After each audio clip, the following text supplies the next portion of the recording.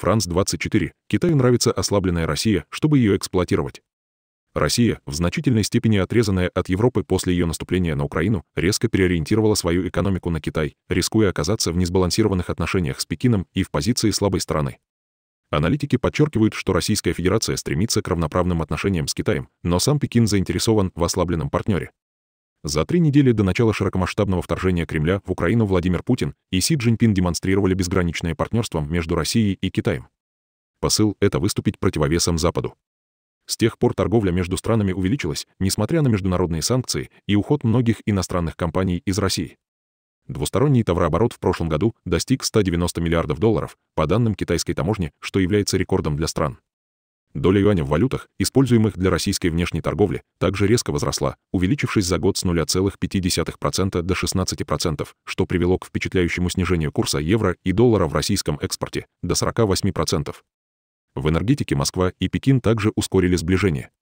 Китай и Индия заменили ЕС в качестве основных экспортных рынков для российской нефти, взяв на себя в четвертом квартале 2022 года вместе с Турцией 2/3 всего экспорта российской нефти. Для России крайне важно быть рядом с Китаем, потому что других экономических партнеров такого же калибра у нее из-за войны больше нет. По словам эксперта по российско-китайским экономическим отношениям Высшей школы экономики в Москве Сергея Цыплакова, за год китайцы заняли на российском рынке ниши, освободившиеся западными компаниями из-за войны, в частности, в автомобильной промышленности. России было необходимо найти альтернативные источники импорта, в частности, электронных компонентов, объясняет Анна Киреева из Московской школы международных отношений.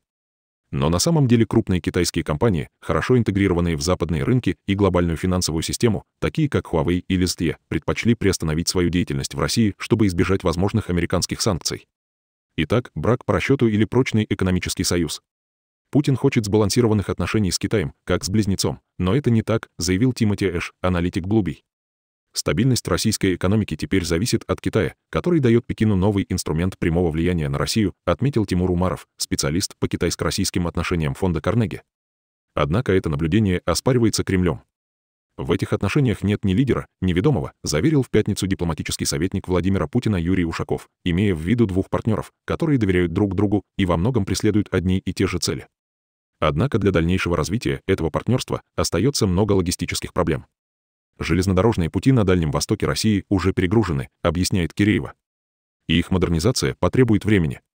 То же самое касается инфраструктуры региона, предназначенного для углеводородов. Не говоря уже о том, что Москва в настоящее время должна предоставить значительные скидки на свою нефть, на которую с декабря прошлого года наложена эмбарго и ограничение ее продажной цены Западом. Последствия для российского бюджета уже ощущаются. По данным Международного энергетического агентства, МЭА, доходы Москвы от продажи нефти в феврале упали на 42% в годовом исчислении, в то время как Россия более или менее продает тот же объем. Что еще больше ослабляет позицию России по отношению к Пекину? Эти две державы являются конкурентами, а не предполагаемыми союзниками, резюмирует Тимоти Эш. Пекину нравится видеть ослабленную Россию, чтобы иметь возможность использовать ее. Мы только в начале процесса экономической зависимости Москвы от Китая. Но через несколько лет или десятилетий этот экономический рычаг может превратиться в еще более мощный политический рычаг, отмечают эксперты.